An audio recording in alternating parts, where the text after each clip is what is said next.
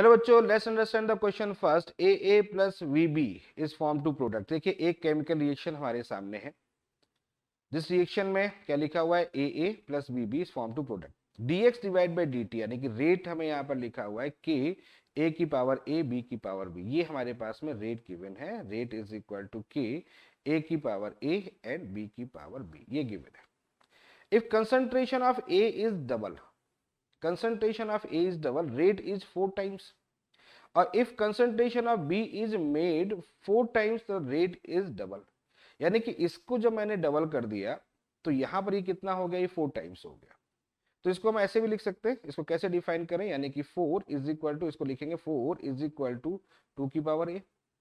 ठीक है ना. यानी कि रेट कितना हो गया, 4 टाइम्स हो गया जब कंसंट्रेशन ऑफ ए को डबल करें. तो आप समझ गए ना. इसके अंदर 2 लिखेंगे, इसको इसके साथ इक्वेशन लिख लेंगे, यानी कि इसको इसके साथ इक्वेशन लिखेंगे. रेट पहले हम ए को ही डिफाइन कर लेते हैं. रेट के ए की पावर ए, इसको डिफाइन कर लेते हैं. तो इससे हमें ए का रेट पर क्या चेंज हो रहा है और बी का रेट पर क्या चेंज हो रहा है ये हमें यहाँ मिल जाएगा. जैसे यहाँ बात करेंगे तो ए इक्वल टू कितना हो गया, 2 आ गया. ठीक है. अब नेक्स्ट में B is made by 4 times, यानी कि इसको अगर हम 4 करते हैं तो इस कंडीशन पर ये डबल होता है.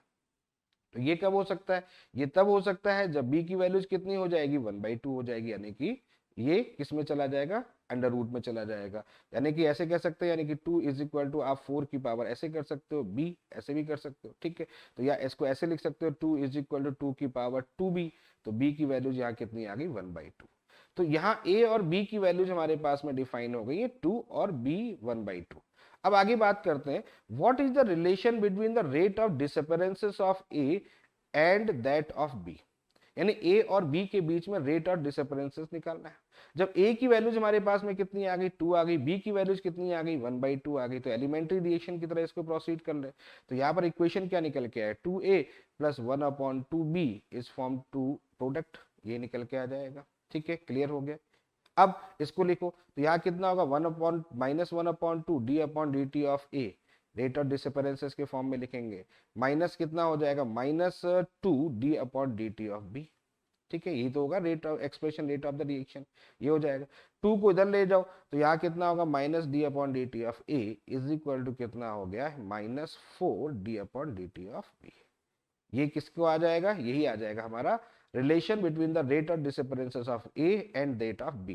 यानी ए और बी के बीच का रिलेशन है. तो ये आएगा. तो ये ऑप्शन में देखिए, चेक करते हैं कहाँ मिल रहा है ऑप्शन में. देखिएगा सेकेंड ऑप्शन हमको इस एक्सप्रेशन को दिखा रहा है.